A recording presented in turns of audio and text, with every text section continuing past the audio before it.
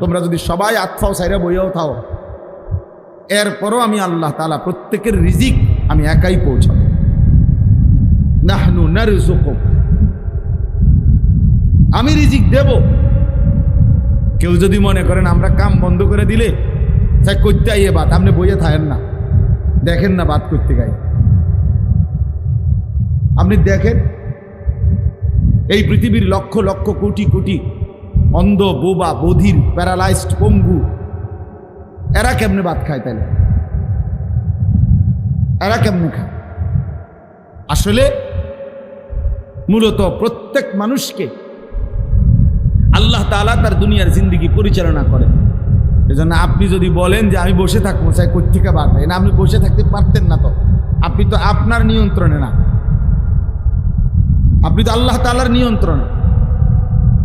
তো যার জন্য আল্লাহ তাআলা কাজ করাবে, যারে দিয়া ফায়সালা করছে, তাকে দিয়ে তো আল্লাহ ওই কামটা করাইবেই। আপনি হইয়া থাকবেন কেমনে? আর যাকে দিয়ে করাবে না, সে হাজার লাফাইলে কি লাভ হইবে? তো কাজীরা তাকে দিয়ে করাবে না, সে এটা কোত্থেকে করবে? কিভাবে করবে সে? তাহলে এই সৃষ্টি জগতের প্রতিটা নড়াচড়া এটাও তো আল্লাহ তাআলার নিয়ন্ত্রণ, আল্লাহ তাআলার সিদ্ধান্ত। নাহনু কাসামনা বাইনাহুম মাঈশাতাহুম ফিল হায়াতিদ দুনিয়া। কোরআনুল কারীমের মধ্যে আল্লাহ তাআলা বলেন, এই দুনিয়ার জীবনের মধ্যে আমি আল্লাহই প্রত্যেকটা মানুষের জীবিকার উপার্জন, কে কোনটা করবে, কিভাবে, কে দেশে কে বিদেশে, কে এই কাজ কে ওই কাজ, সব কিছু আমি আল্লাহ কাসাম না, আমি আল্লাহই বন্টন করে থাকি। বন্টন করে, এটা আমি বন্টন করি। একজন চেয়ারম্যানকে নাই তো আপনি দায়িত্ব দিয়ে দেখেন যে এই এলাকার মধ্যে 2000 ভোটার, সবাই ভোট দিয়ে আপনারে নির্বাচিত করছে। এখন এই এলাকার মধ্যে আমাদের 20 রকমের কাজ দরকার। কিছু লোক দরকার রিক্সা চালাবে, কিছু লোক দরকার যারা দোকানদারি করবে, কিছু লোক দরকার যারা টয়লেট বাথরুম সাফ করবে, কিছু লোক দরকার যারা জুতা সিলাবে, কিছু লোক দরকার যারা অফিস আদালত করবে, কিছু লোক দরকার যারা শিক্ষা প্রতিষ্ঠান চালাবে। এখন আমনে চেয়ারম্যান, আমনে ভাগ করে দেন কে কোনটা করত। রিক্সা চালাইতো কে আর জুতা সিলাইতো কে, আমনে ঠিক করে দেন। তো চেয়ারম্যান যদি এটা ঠিক করতে বসে, তো যার নামে প্রথম লিখবে যে তুমি রিক্সা চালাইবা। এতে কি বলবো, কি আমি কি ভোট অর্ধেক দিছি বেটা, আমার পয়লা রিক্সাটা আমার কান্দে দিলা, আমার একটা প্রাইভেট কার দিতে না। তাহলে চেয়ারম্যানের 5 বছর না 25 বছর যাবে গা এই কাজ বন্টন করে দিতে, এই পিডাপিডিতে তো এবার যান শেষ হয়ে যাবে। সে কিভাবে সম্ভব? জীবনেও পারবে না, কোনোদিনও পারবে না। বরং আল্লাহই কুদরতিভাবে প্রত্যেকের কলিজার ভিতরে এক একজনের এক একটা কাজের প্রতি আল্লাহ তাআলা আগ্রহ দিয়া দেয়। ফলে দেখা যায় আপনার কাছে মনে হয় এটা কি পরিমাণ কষ্টের কাজ, আবার ওইটা আমারটারে মনে হয় কি পরিমাণ কষ্টের কাজ। আল্লাহর কুদরত। এজন্য দোস্ত, এই পৃথিবী আল্লাহ তাআলাই পরিচালনা করে, আল্লাহ তাআলাই পরিচালনা করে। আমাদেরকে সৃষ্টি করেছেন আল্লাহ তাআলা, এবং আমাদের সমস্ত নড়াচড়া কর্মকাণ্ড, এই পৃথিবীর জাররা জাররা বিন্দু বিন্দু আল্লাহই সৃষ্টি করেছেন, তিনিই পরিচালনা করছেন। অতএব আমার যে কথাটা দিয়ে আমি শুরু করছিলাম, ইলম দরকার, কোরআন সুন্নাহর ইলম দরকার, আমাদের আখিরাতের জন্য ইলম দরকার। দুনিয়া দোস্ত এমনি চলে যায়, এ দুনিয়া প্রত্যেকেই নির্ধারিত পরিমাণ ভোগ করে। শিক্ষা দীক্ষা সার্টিফিকেট অনেক কিছুই অনেকের কাছে থাকে, কিন্তু উপার্জন বরাবর হয় না। আসল মূল কারণ হলো ওই সার্টিফিকেট আর ওই পড়ালেখা, এর মধ্যে রিজিক না, রিজিক আসমানে, রিজিক আল্লাহ তাআলার ফায়সালার উপর। কোরআনুল কারীমের মধ্যে স্পষ্ট আছে, ওয়াফিস সামাই রিজকুকুম ওয়া মা তুআদুন। একবারে সরাসরি কোরআনের আয়াত। আল্লাহ তাআলা বলেন ওয়াফিস সামাই রিজকুকুম, তোমাদের রিজিক আসমানে। সামাউন মানে আসমান, ওই আরশে আজিমের মালিকের কাছে তোমাদের রিজিক, ওই খেতে না, ব্যাংকে না, দোকানে না, বাজারে না, শিক্ষা প্রতিষ্ঠানে না, ফ্যাক্টরিতে না, মেলে না, রিজিক আসমানে। ওমা তুআদুন, এবং তোমাদেরকে দুনিয়ায় যা কিছু দেওয়ার ওয়াদা করা হয়েছে সব কিছুর ফয়সালা আসমানে। কোথায় বলেন? আসমানে ফয়সালা। অফিস সামা। ঈমান বহুত জরুরি ভাইয়া। আজকে আমাদের সন্তান এই যে কলেজ ইউনিভার্সিটির অসংখ্য ছেলে, ব্যক্তিগতভাবে আমার সাথে যাদের সম্পর্ক আছে, আমার জিন্দিগির সবচেয়ে বেশি ফিকির নওজোয়ানদের সাথে। তা আমি তো আলহামদুলিল্লাহ অসংখ্য ইউনিভার্সিটি পড়ুয়া ছেলের সাথে কথা বলি, যাদের সাথে আমার মহব্বত করে। কি করে পেরেশানি, সবচেয়ে বড় তাদের একটা পেরেশানি হলো কথা বললেই বলে যে হুজুর ডিপ্রেশনে ভুগি, মানে মানসিক অস্থিরতা। তো কি জন্য অস্থিরতা? একটা ভালো চাকরি হবে কিনা, একটা ভালো চাকরি হবে কিনা, স্টাবলিশড হতে পারবো কিনা, প্রতিষ্ঠিত হতে পারবো কিনা, এই এক টেনশনে, এই টেনশনে, এই সার্টিফিকেট দিয়ে হ্যাঁ প্রতিষ্ঠিত হতে পারবো কিনা। তাইলে তার কলিজার ভিতরে এতগুলো বই বলে পড়াইলো, এতদিন ধরে বুঝাইলো, তারে শিক্ষিত বানাইতেছে, অথচ তার ভিতরে কয়টা ভাত মাছের টেনশন, কয়টা আয় উপার্জনের টেনশন, তার এই সমস্ত 16 বছরের পড়ালেখা করে বাঁচ কইরা একসাথ কইরা এইটার ভিতরে শুধু বাতের চিন্তা আর তরকারির চিন্তা, আর এখন বিল্ডিং এর চিন্তা, আর এখন বিয়াকরণের চিন্তা, এইটাই তার 16 বছরের পড়ার উপরে ডাইলা দিছে। যে ধর তোর 16 বছরের পড়ার খোলাসা, সারাংশ ভাতের ফিকির, উপার্জনের ফিকির, দুনিয়া সাজাইবার ফিকির, অথচ এক সীমাহীন আখেরাত, সেটা কখন সাজাবে এটা তারে মনে করাই দেয় নাই কেউ, না তার ঘরওয়ালা না তার প্রতিষ্ঠানওয়ালা, কেউ তারে মনে করায় না। আফসোসের বিষয়, 16 বছর ধরে সে পড়ালেখা করে, 16 বছর ধরেই তারে দুনিয়া বুঝাইছে, কিন্তু তার যে একটা আখেরাত আছে, তার যে একটা কবর আছে, এটা না তার বাবা বলল, না মা বলল, না তার প্রতিষ্ঠান তারে শিখাইল। ফলে বাপ মা পরিবার সবাই মিলে তারে দুনিয়ার দুগা ভাত খাওয়ানোর লাইগা তার কান্দে বই তুলে দিছে, কমপক্ষে বহু আইটেমের বহু বই তার কাঁধে তুলে দিছে, কিন্তু অনন্তকালের আখিরাতের জন্য তারে আল্লাহর কোরআন থেকে বঞ্চিত করে দিছে। এজন্য সে কথা, বাংলা কথা বলতে পারে শুদ্ধ, ইংরেজি কথাও বলতে পারে শুদ্ধ, কিন্তু আল্লাহর কোরআন পড়তে অশুদ্ধ। অথচ বাংলা কথা বলে খুব চমৎকার, ইংরেজি শব্দ উচ্চারণ করেও খুব চমৎকার। হ্যাঁ, আলাদা আলাদা IELTS করে নিছে, একবারে ব্রিটিশ ল্যাঙ্গুয়েজ কেমনে হয়, আমেরিকান উচ্চারণ কিভাবে, ব্রিটিশ উচ্চারণ কিভাবে, আলাদা আলাদা বলতে পারে,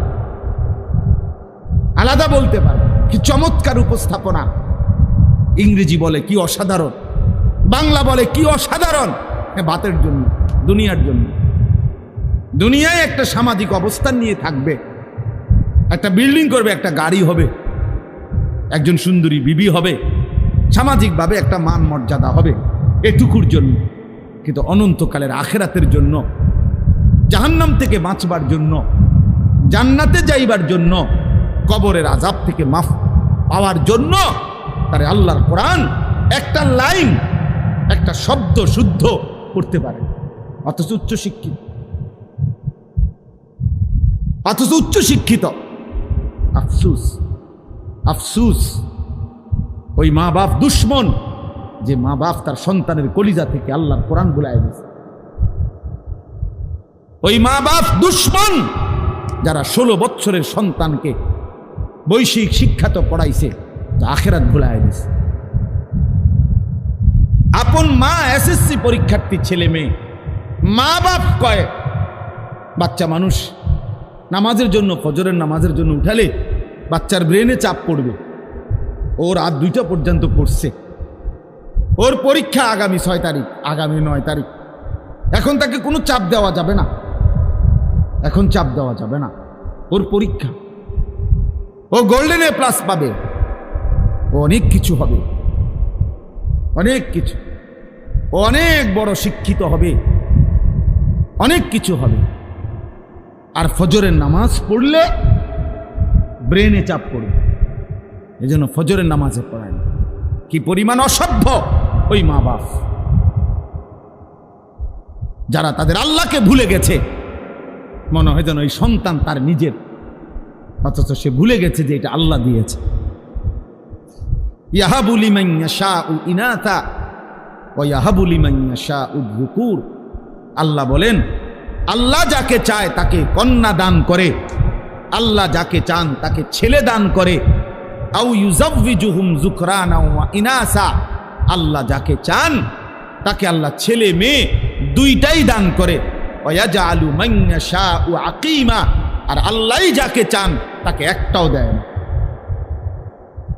শুধু মেয়ে কে দেয়? শুধু ছেলে কে দেয়? ছেলে মেয়ে দুইটাই কে দেয়? একটাও। আমার বড় ভাইয়ের 4 ছেলে, মেয়ে নাই। আমার মেজো ভাইয়ের 2 ছেলে, মেয়ে নাই। আমার 2 মেয়ে 2 ছেলে। তাহলে এরম হইল কেন? আমরা একমার ঘরে ভাই, এমন হইল কেন?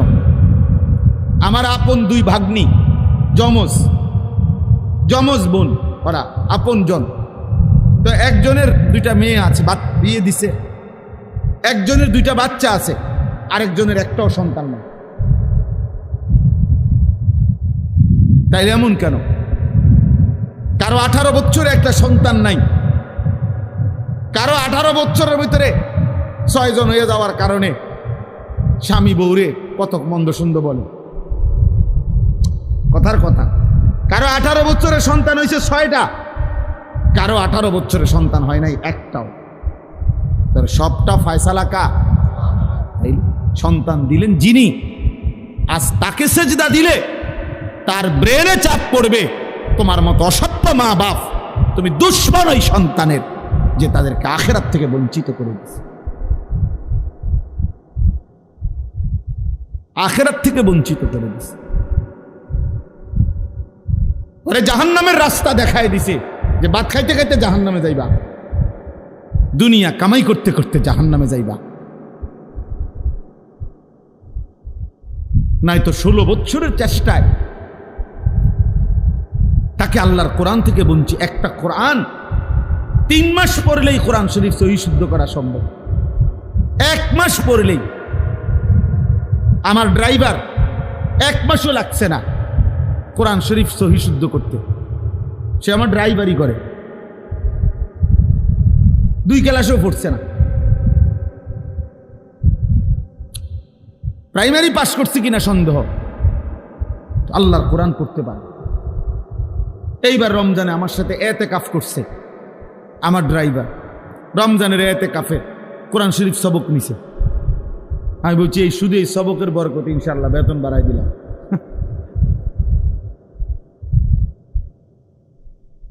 তা এই জন্য বললাম আল্লাহর কোরআন থেকে। অথচ আল্লাহ তাআলা কোরআনুল কারীমের মধ্যে বলছেন, ওয়ালাকাদ ইয়াসসারনাল কোরআনা লিযিকর, আমি কোরআন সহজ করে দিয়েছি, সবার জন্য সহজ, শেখার জন্য, পড়ার জন্য, বুঝার জন্য। এই জন্য প্রিয় ভাই আমার, যে কয়জন নওজোয়ান ভাই বসছো এখানে, স্কুল পড়ুয়া, কলেজ পড়ুয়া, ইউনিভার্সিটি পড়ুয়া, আমি অনুরোধ করি সবার কাছে, আল্লাহর কোরআন পড়েন। রাসূলুল্লাহ সাল্লাল্লাহু আলাইহি সাল্লামের এক হাদিস পড়েন, কোনো না কোনো ভাবে।